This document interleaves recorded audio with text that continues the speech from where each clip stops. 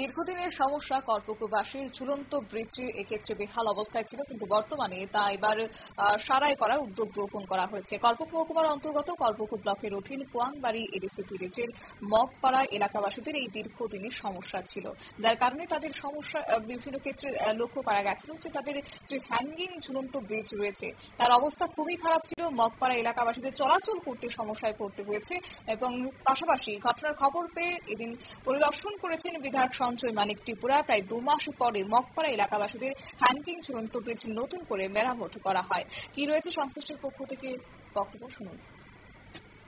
অনেকে পাও তাও চলে গেছে, ভাঙ্গাও গেছে, আবার অনেকে আর লেগে মানে নদীতে পড়ছে না, ট্যাঙ্কু মানে কাটা দিল।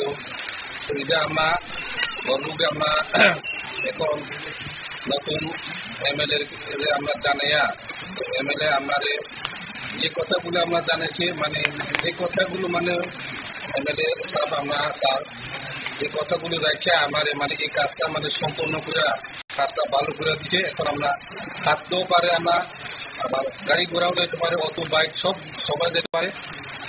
এই কারণে গর্বে এমএলএ সাহেবকে আমি একদম ধন্যবাদ জানাই। আমি একদম হাজার হাজার ধন্যবাদ আমি জানাতে চাই আমি এমএলএ সাহেবকে। অর্থাৎ স্থানীয় বিধায়কের উদ্যোগে মগপাড়া এলাকাবাসীদের দীর্ঘদিনের সমস্যার সমাধানের পথে এবং সেক্ষেত্রে বিধায়ক সঞ্জয় মানিক ত্রিপুরাকে নিয়ে দিন ঝুলন্ত ব্রিজ ঠিক করে দেখা কার্যত ঠিক হয়েছে কিনা তা তিনি পরিদর্শন করেন এবং তা নিয়ে অবশ্য এলাকাবাসীরা এদিন বিধায়ককে ধন্যবাদ জানিয়েছেন। নিয়ে নিচ্ছে ছোট্ট একটি বিজ্ঞাপন বিরতির সঙ্গে থাকুন।